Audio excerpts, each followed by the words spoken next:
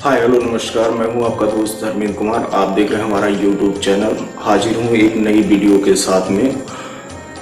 हाल ही में रिलीज हुई फिल्म आदि पुरुष, वैसे उसके बारे में क्या कहें, बहुत ज़्यादा फजीहत हो चुकी है उसकी। लोगों ने जितना उसको भरा बुरा कहना था वो कह दिया है, लेकिन मुझे इतना टाइम लग रहा है इस वीडियो बनाने में, क्योंकि दिल से मुझे समझ में नहीं आ रहा था कि इस तरह की हरकत करने वाले इन कलाकारों को, इन निर्देशकों को, इन प्रोड्यूसर्स को मैं क्या बोलूं।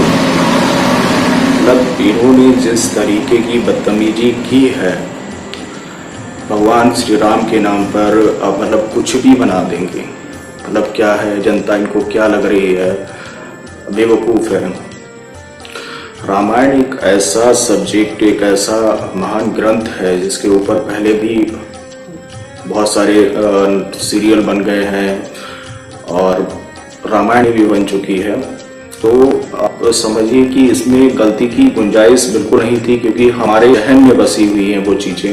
रामायण को हमने जिया है, उसके हर किरदार का चेहरा हमारे अंदर बसा हुआ है, और उसको जो है इन्होंने बदलने के लिए इस तरह की नीच हरकत की है। शुरुआत से ही इसमें बहुत सारे विवाद रहे हैं। इसके जब टीजर आया था तभी लोगों को समझ में नहीं आया था। उसके बाद जब टीजर में इनकी बहुत खींचतान हो गई, तब इन्होंने जाके जो है उसको सुधारने के लिए समय मांगा और फिल्म की रिलीज डेट को आगे बढ़ाया गया। उम्मीद थी कि ये कुछ करेंगे, लेकिन बहुत ज़्यादा उम्मीद इसलिए नहीं थी क्योंकि सारा काम ये तब तक कर चुके थे। फिल्म इनकी बन चुकी थी, अब उसमें क्या ही ये बदल देंगे ये समझना थोड़ा मुश्किल था। फिर भी जो है जनता ने इनको टाइम दिया, लेकिन इन्होंने क्या किया, मतलब एक घटिया BFX, ठीक है, आप मतलब बना क्या रहे हो, हॉलीवुड की कोई फिल्म बना रहे हो, क्या बना रहे हो, मुझे समझ में नहीं आता है। कि जिस समय रामानंद जी ने रामायण का निर्माण किया, रामायण को बनाया, उस समय ना तो ऐसी टेक्नोलॉजी थी, ना इतने संसाधन थे। इतने कम संसाधनों में अगर उन्होंने इस तरह की रामायण बना के दी जो आज तक हमारे जहन में बसी हुई है और हर किरदार हमारे दिमाग में छपा हुआ है, हमारे दिल में है, तो सोचिए आज तब से समय कितना ज़्यादा बदल चुका है। और इन्होंने इतने संसाधन और इतनी टेक्नोलॉजी आने के बाद जिस तरह की घटिया नीच हरकत की है, इन्होंने रामायण का एक अध्याय भी अगर पढ़ लिया होता तो शायद इस तरह की गलती नहीं होती। और मैं उन कलाकारों के लिए कहना चाहता हूँ कि देखिए,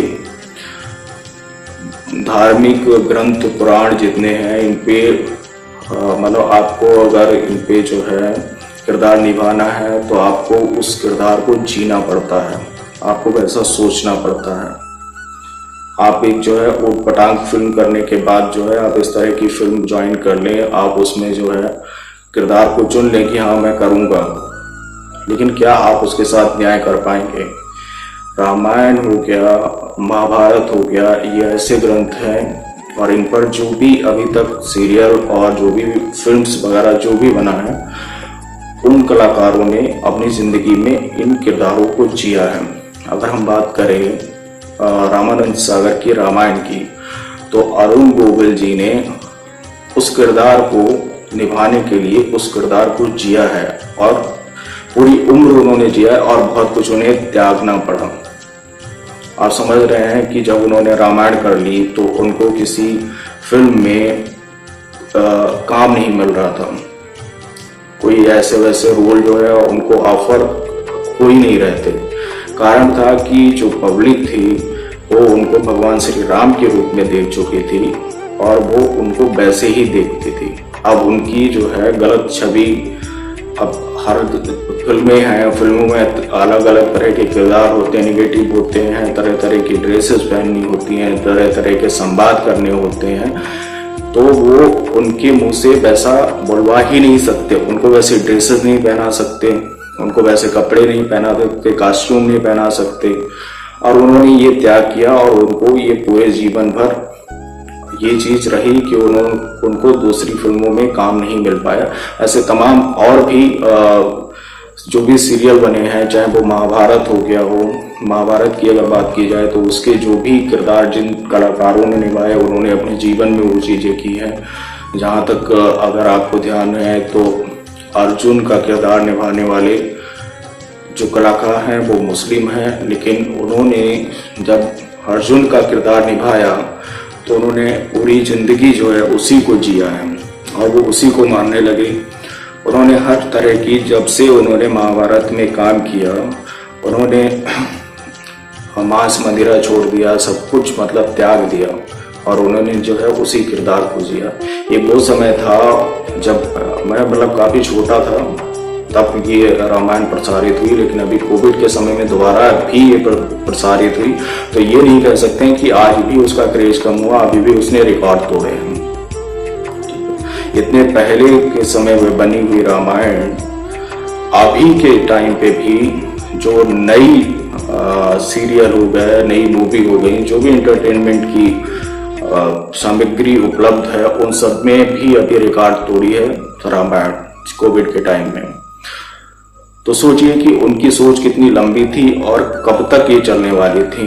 वो टाइम था कि जब रामायण सीरियल टीवी पे प्रसारित होता था तो सड़कों पे सन्नाटा हो जाता था, लोग नजर नहीं आते थे सड़कों पे। और ये क्या आपने उटपटांग बना दिया। एक साधारण व्यक्ति और एक महान व्यक्ति की अगर पहचान करनी हो तो क्या है, उसका कैसे आप पहचानोगे? उसकी बोलचाल, उसकी भाषा, उसके शब्दों का चयन जो है वो आपको बता देता है कि ये व्यक्ति एक साधारण व्यक्ति है या एक महापुरुष है, कैसा है, आप उसकी बातों से समझ सकते हैं। यहाँ पर आपने मतलब भगवान को इस तरह के सब मतलब क्या है ये, कपड़ा तेरे बाप का, तेल तेरे बाप का, आग तेरे बाप की और जलेगी भी तेरे बाप की। हमको समझ में ये नहीं आता है कि ये बाप सब उठाया कहाँ से आपने। और ये क्या दिल्ली के कोई सड़क छाप रोबियों लौंडे हैं जो इस तरह का संवाद बोल रहे हैं, इस तरह का डायलॉग बोल रहे हैं?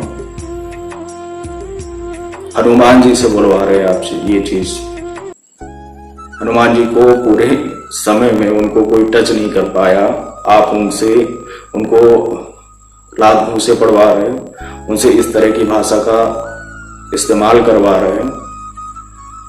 कहाँ बाप शब्द का तो इस्तेमाल हुआ ही नहीं, कौन करता है?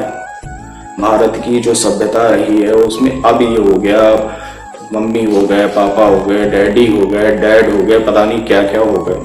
लेकिन पहले का जो समय था उसमें क्या आपने रामानंद सागर की रामायण हो गई या फिर महाभारत हो गया, इन सब में बाप शब्द का कहीं पे इस्तेमाल हुआ है क्या? नहीं हुआ है ना। पिताजी बोला जाता था भाई, ये बाप शब्द कहाँ से उठा के ले आए? तो गाली दे रहे हैं क्या वो? आपने वही भाषा का इस्तेमाल किया। और तमाम ऐसे डायलॉग फिल्म में मौजूद हैं, संवाद हैं। और बेशर्मी तो ये है कि मनोज मुंतशिर शुक्ला अब टीवी पे आकर सफाई दे रहे हैं कि मैंने भाषा को साधारण बनाने के लिए जो है जानबूझ के, वो गलती नहीं मान रहे हैं, उनको लग रहा है कि वो उस चीज को डिफेंड कर रहे हैं। अगर पब्लिक जो है इस चीज को एक्सेप्ट नहीं कर रही है, अब वो उस चीज को टीवी पे आकर डिफेंड कर रहे हैं, बाकायदा बोल रहे हैं कि हमने बहुत सोच समझ के इस तरह के संवाद डायलॉग लिखे हैं। तो मतलब वो इस चीज को मान रहे हैं कि उन्होंने जो लिखा है वो गलती से नहीं हुआ है और गलती से हो भी नहीं सकता है। जब आप इतने लंबे बजट की फिल्म बना रहे हैं तो गलती से आप इस तरह की चीजें कर भी नहीं सकते हैं। अब वो उस चीज को बोल भी रहे हैं आके कि नहीं, मैंने भाषा इसलिए इस तरह की रखी जिसे लोगों को समझ में आए। मतलब बाप पिताजी समझ में नहीं आता, बाप बोलेंगे तभी समझ में आएगा। तेरे बुआ का बगीचा है, मतलब तेरे बुआ का बगीचा है। वाह, क्या भाषा है भाई। लंका हमने सुना है कि सोने की थी भाई, और ये कोयले की खदान बना दिए हो। और सारा जो युद्ध का सीक्वेंस है उसमें क्या है, ये वानर सेना की जगह पे मतलब 7-8 लोगों से ज्यादा जो है उसमें आप मनुष्य नहीं ढूंढ पाएंगे। सारे चिंपैंजी, ठीक है, ज़ॉम्बीज भर रखे हैं। ये क्या है, इस तरह की सेना थी। चमगादड़ पे बैठ के रावण आता था, पढ़ा है किसी रामायण में ऐसा मतलब दिया है गोस्वामी तुलसीदास जी ने, वाल्मीकि जी ने रामायण में क्या लिखा हुआ है कि रावण जो है वो चमगादड़ उसकी सवारी थी, उस पर वो आता है। और क्या ये डार्क से पूरा नाइट में मतलब पूरा फिल्म को शूट कर रखा है एक जगह पे। काहे का बजट भाई 600-700 करोड़ रुपए बता रहे हो। ये रात का सीन मतलब ये अंधेरी फिल्म बनाने के लिए मतलब क्या है, भगवान राम ने युद्ध किया था या कोई सर्जिकल स्ट्राइक की थी रात में चुपके से, चोरी से क्या उन्होंने सर्जिकल स्ट्राइक की थी श्रीलंका पे रात के समय में। अजीब बात है। मतलब जितने भी युद्ध हुए, महाभारत का हो गया, रामायण का युद्ध हो गया, उसमें युद्ध की भी अपनी अपनी सीमाएं थी।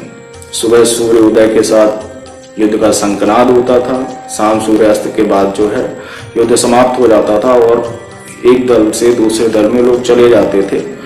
और यहाँ तक कि सूर्यास्त के समय अगर किसी दुश्मन की गर्दन पे भी तलवार अगर होती थी तो उसे मार नहीं सकते थे।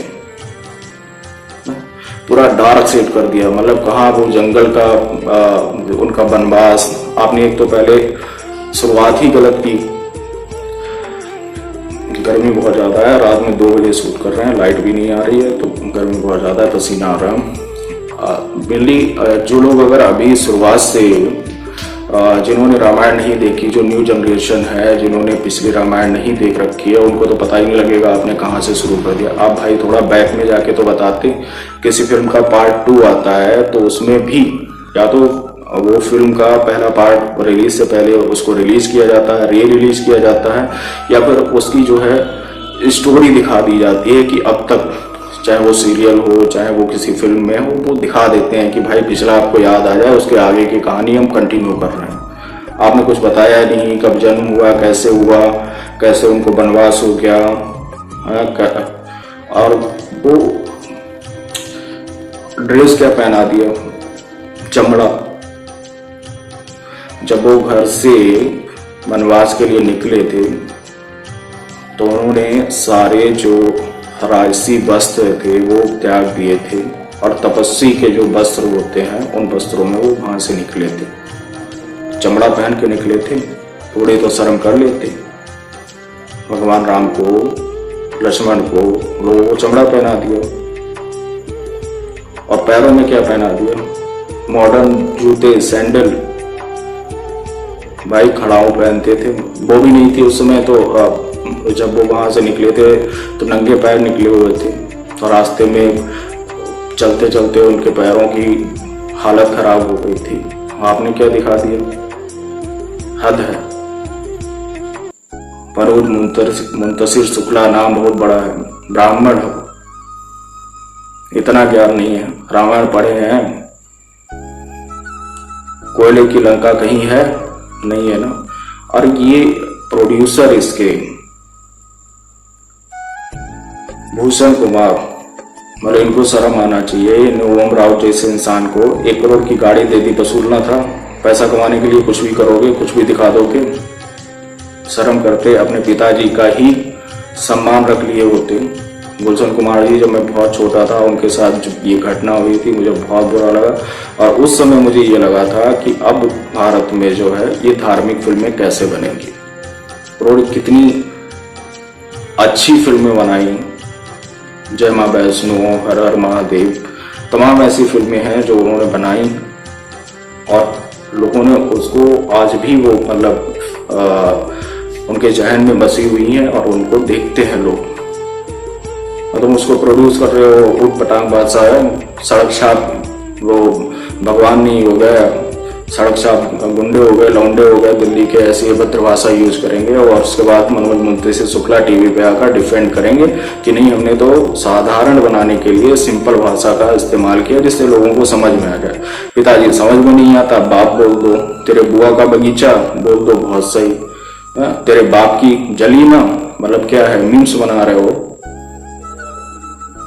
शर्म कर लो, ये भगवान ही है, ठीक है। बजरंग बली का जो गदा पड़ेगा ना तुम पे तो सब बुद्धि ठिकाने आ जाएगी तुम्हारे।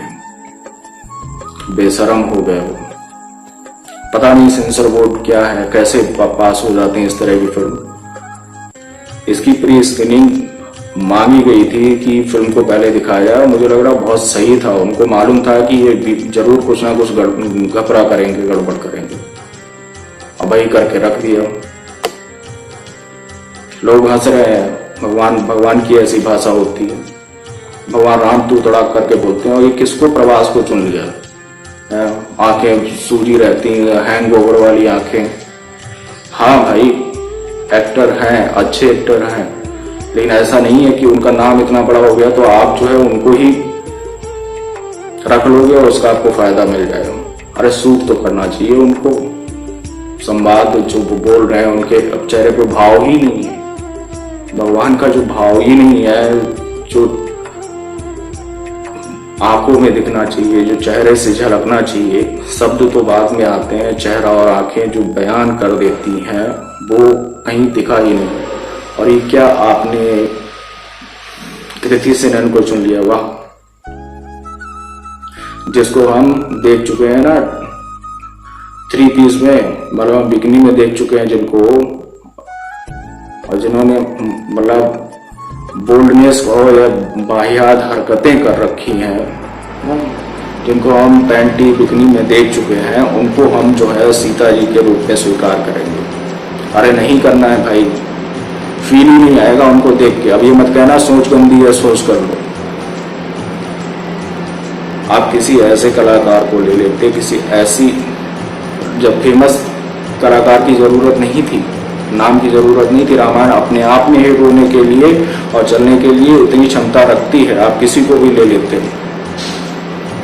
ये कलाकार जो आपने लिए हैं वो नहीं है। और कलाकार बाद में जो आपकी स्क्रिप्ट है वही पूरी तरीके से गलत है। आपने पूरी तरीके से एक कलयुगी रामायण बनाई है जिसको जो हमें बिल्कुल भी स्वीकार नहीं है, और किसी भी भारतीय, किसी भी सनातनी को ये स्वीकार नहीं है। जिस तरह की अभद्र भाषा का इस्तेमाल किया गया है भगवान के लिए, ठीक है, किसी का भी हो। एक वो उसको टैटू बना के रख दिया। भैया कौन से उस जमाने में टैटू बनते थे पूरे शरीर पे। हनुमान जी जब संजीवनी बूटी लेने जाते हैं तो वहां से पर्वत उठा लाते हैं, तो ये सोचते हैं कि नहीं चलो किसी और को ऐसा हो गया इसलिए पहाड़ उखाड़ के ले चलते हैं, दोबारा ना आना पड़े।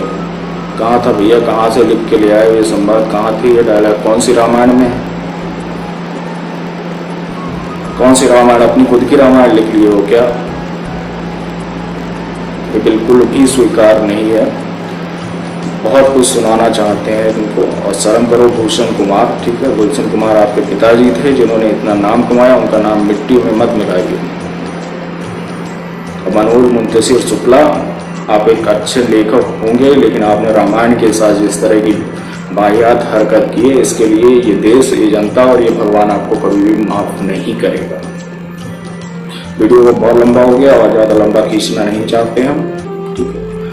मैं बस एक ही रिक्वेस्ट करना चाहता हूँ कि कोई भी इस फिल्म को देखने मत जाइए। ना ये बच्चों को दिखाने लायक है, ना स्वयं देखने लायक है। पैसा बर्बाद करेंगे, मूड खराब करेंगे, क्योंकि जिस हाल में हम बैठे थे वहाँ से लोग छोड़ के चले गए। मुझे पूरी देखनी पड़ी, झेलनी पड़ी, इसलिए क्योंकि मुझे इस पर वीडियो बनाना था। इसलिए बिल्कुल भी मत जाइएगा, कुछ भी नहीं है। बदतमीजियाँ की हैं इन्होंने। दिल्ली के सड़क चाप लौंडे, आवारा बवालियों की भाषा है। इस तरह की भाषा बिल्कुल भी शोभा नहीं देती है। कोई नॉर्मल फिल्म भी होती है उसमें भी इस तरह की भाषा नहीं। ये टपोरी वाली जो फिल्में होती हैं उसमें इस तरह की भाषा का इस्तेमाल होता है।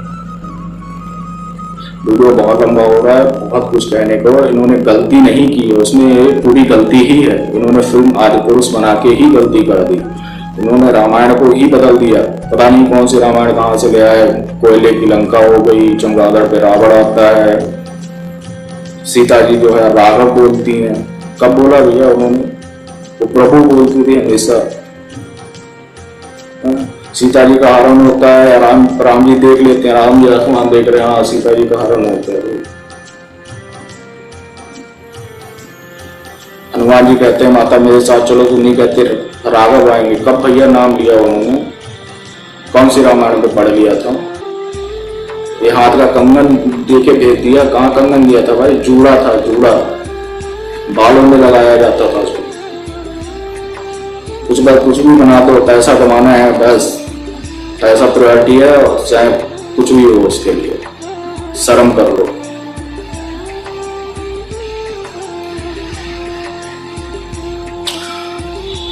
मेरी आप सबसे हाथ जोड़ के विनती है, आप कोई भी इस फिल्म को देखने ना जाइए और इनके खिलाफ जो है FIR करिए और इन सबको सबक सिखाइए।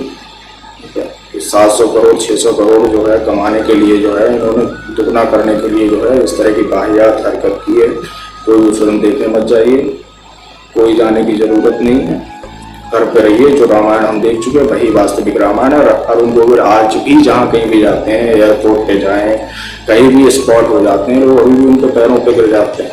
उनमें प्रभु श्री राम नजर आते हैं उन्होंने, क्योंकि पूरे जब उन्होंने किरदार निभाया तो उस किरदार को पूरी तरीके से जिया और पूरे जीवन भर जिया। अब उनकी बराबरी नहीं कर सकते। तो कुछ फौजी जो 2 कौड़ी के ट्रैक्टर लाके जो है खड़े कर दिए, इनको ना राम के रूप में स्वीकार है और ना इस तरह के संवाद स्वीकार है। तो आप कोई भी फिल्म देखने मत चाहिए, ठीक है, इसका पूरी तरीके से बाइकआउट करिए। इसको नहीं स्वीकार करना है किसी भी कंडीशन में। बाकी वीडियो में कुछ पसंद आया हो या कोई शिकायत हो उनसे तो लाइक आप हमको कमेंट करके बताइएगा। मिलते हैं अगली वीडियो में एक नई वीडियो के साथ। तब तक के लिए मस्त रहिए, व्यस्त रहिए। गर्मी बहुत ज़्यादा है, पसीना आ रहा, रात में 2-2:30 बज रहा है, अभी मैं इसको शूट कर रहा हूँ।